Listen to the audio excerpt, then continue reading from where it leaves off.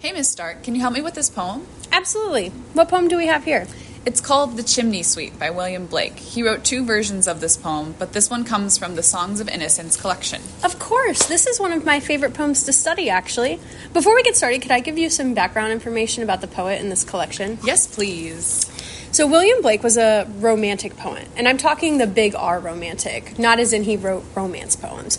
We know that this period fostered literary works for people who were, at best, disillusioned by their current society.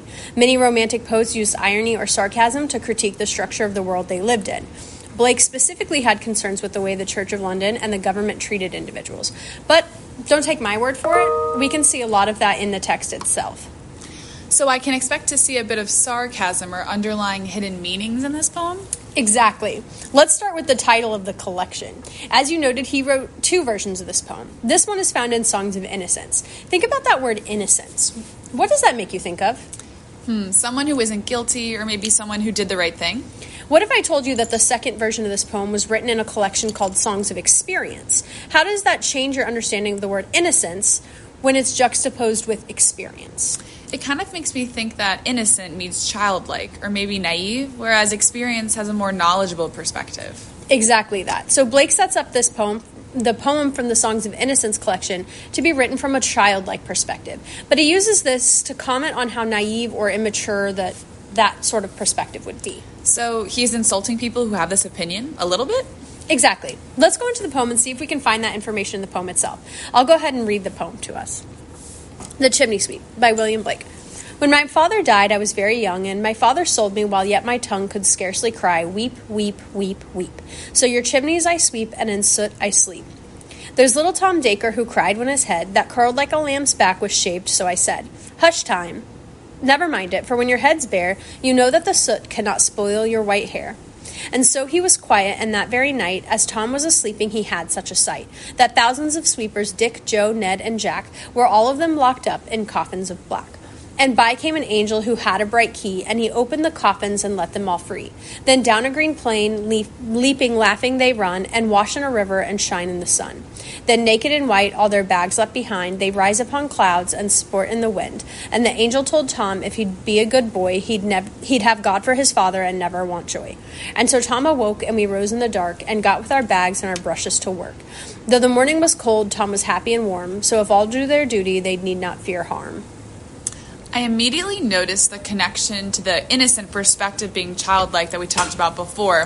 The first stanza uses first-person language like I or my, so we know that the speaker is one of the children, like Tom or Dacre or the other chimney sweeps. True. What else do you notice about the first two lines of the poem? Look for what it might mean about the type of children who were in these positions. Well, I noticed that it said his mother died and his father sold him. Maybe chimney sweeps are orphans or come from poor families that can't afford to keep their children, so they get sold basically to an orphanage? Historically, yes. And Blake was writing about these children and the experiences they faced. Notice that they say his father sold him while his tongue could scarcely cry, weep, weep, weep, weep.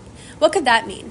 Well, I think that means he was really young because he was barely old enough to cry. And while newborns can even cry, so in order to be barely able to cry, he was still an infant. It looks really bad because it points out how young they are and how exploitive forcing them to sweep chimneys is. Exactly. And what else do you notice about the repetition of weep in that line? I'm not sure. It kind of sounds like sweep and sort of resembles the repetition of sweeping. That might be important because they're chimney sweeps. Yes, it's a clever way to subtly tie the occupation of chimney sweeping to the act of weeping. This is one of the first places he directly comments on how bad chimney sweeping is for the boys. Additionally, that repetition heightens how repetitive their labor is. It is interesting to me that the speaker says, your chimney sweep, I sweep. It doesn't appear that the poem has a direct addressee. Is this meant to be to the general reader? Yes, because if you think about who would be generally reading published literature in that time period, or who had access to literature who was taught to read.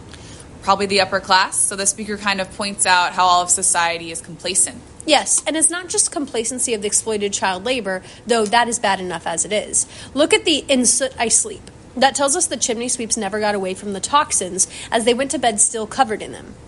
What's important to understand historically is that the soot could actually cause cancer. Not only were they at risk for being suffocated or burning while cleaning the chimneys, but they carried cancer-causing toxins home with them and went to bed unwashed, continuously covered in those toxins. I think I'm starting to see how sarcastic Blake is during this poem. On the surface, it seems kind of like a bright, warm message to send to the orphan kids about their own work. But through his sarcasm, Blake is calling attention to the toxicity of the occupation, but also the toxicity of the way that the message is framed and sent to the children. Exactly. He's particularly angry at the Church of London for sanctioning such abhorrent actions. As a believer himself, he struggled with organized religious institutions as he felt they used religion for economic gain. I think I see this in the next stanza. The first thing I notice is that it compares Tom Dacre's head to a lamb's back. On the surface, that's clearly related to physical curliness of the hair, but it's also a religious connection to the idea of a sacrificial lamb. Yes, it is. As Tom's being connected to a lamb, there's an undertone of his sacrifice. As chimney sweeps often died at a young age, Blake highlights how their exploitations caused their death. Notice, too, how that a lamb is connected to innocence. Lambs were sacrificed because their innocence covers human sin. Why is that important here? Because it's shaved. His innocence is being taken from him by the people in charge of him. Presumably, it keeps him more safe, right? But metaphorically, he has lost his childhood because of the labor he's forced to endure. We also know he's unhappy because he cried about it. And then our speaker tries to comfort little Tom by saying that the soot, which is black, cannot spoil his white hair. There's an example of juxtaposition in this line. He's making a generic good versus evil commentary. This plays on antiquated white versus black analogy of good and evil, except here black is the soot being the symbol of chimney sweeping, and that's the evil. Again, Blake equates the occupation with evil and juxtaposes it against the boy's natural state of innocence. Well, that kind of worked, right? It says that Tom was quiet after that. Is this also because he was a child? It's sort of saying that a childlike or naive perspective would be fooled or calmed by this argument. Yes, and that's further explored by the fact that his dream that night had such an impact on him, too. Yes, I noticed that there were thousands of sweepers in his dream. Blake is clearly calling attention to just how big this problem is. I also noticed the names Dick, Joe, Ned, and Jack. So he's connecting to these names because he remembers other boys that he worked with. They died from chimney sweeping, as we can tell because of their coffins are of black, which Blake has already associated with the soot that kills them. Exactly. I also want to talk a little bit more about those names, Dick, Joe, Ned, and Jack. Not only does this mean that he specifically remembers these kids, but notice how they're all one-syllable simple names, and so is his, right? Tom Dacre. And so what that tells us is that they sort of were dehumanized a little bit because they were just given like the basic of, well, I need to tell you apart, so here's a generic name. Something quick and easy to say. Exactly. I want you to look at the great freedom from that dream. After the angel lets them out of their coffin, the boys run down a green plain, leaping, laughing, and then wash in a river and shine in the sun. What do you think about the significance of this? I'm not really sure. It doesn't seem that significant. It's certainly different than their own lives as chimney sweeps. Consider that may be the point. This, as we know, because the angel with the key is a reference to St. Peter at the gates of heaven, is meant to be heaven to these boys. Oh, right. And if a regular life full of running around outdoors and getting cleaned up is heaven to these boys, then they really had it awful. So Blake is kind of juxtaposing the life of the chimney sweeps against the lives of regular boys here to point out just how bad their lives were. Right, and as they get cleaned up, they leave their bags behind. Like baggage? Yes, but we'll come back to why he uses bags over baggage in a second. Okay, so then the poem continues by the angel promising Tom that he'd get this too when he dies, so as long as he's gone during his life.